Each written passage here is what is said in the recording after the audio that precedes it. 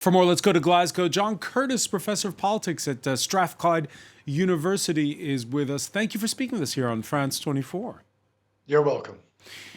How surprised are the Scots?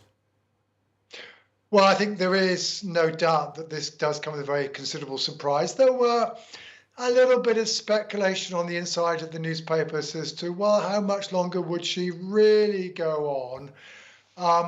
But the truth is, certainly all of her public pronouncements had been very firmly suggesting that she was going to carry through to 2026, which is when the next Scottish Parliament election is due to be held.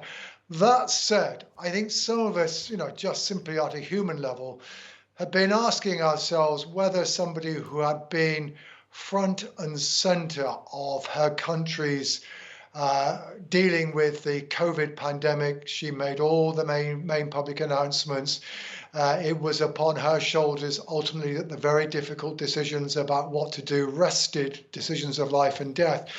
We did all of us wonder whether that would in the end take its toll. Now, of course, the pandemic never came to a sudden full stop in which we could all declare it's over.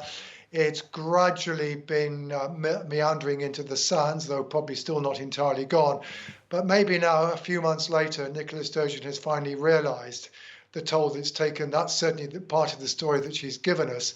And to that extent, at least, perhaps we should not be quite as surprised as perhaps most of us have been. Yeah, last month when New Zealand's Prime Minister Jacinda Ardern said that she's only human and she was resigning, Nicola Sturgeon flatly denied that she was getting set to quit. Yeah, well, but of course, no politician is going to say they're going to quit until they decided to quit. And if we take Nicola Sturgeon's account today, well, it had certainly crossed her mind and she was thinking about it. She's been thinking about it for a while. She had not come to that conclusion. And I'm just frankly, we just have to accept that if you ask a party leader whether they're going to resign, the answer is going to be no until the answer is yes. And there is no obvious successor. That is true. There isn't any obvious successor, and it's not entirely clear whether there is anybody with the rhetorical skills, the persuasive power, not only that Nicola Sturgeon has had, but also her predecessor as SNP leader and First Minister, Alex Salmond. I mean, there are some names in the frame. One obvious person who's certainly been suggested in the longer term might well be Nicola Sturgeon's successor is Kate Forbes. She is the current finance secretary and somebody who stepped up as finance secretary within 24 hours when her predecessor was forced to resign, and gave a budget and mastered the budget within that time. And that was a demonstration of quite considerable skill. However, she has just had a baby. She is on maternity leave. She has a constituency in the Highlands. These are not exactly easy personal circumstances from which to run a more than full-time job based in Edinburgh. So that may mean she's ruled out. Beyond that, Angus Robertson is a former Westminster leader of the party who is now at Holyrood.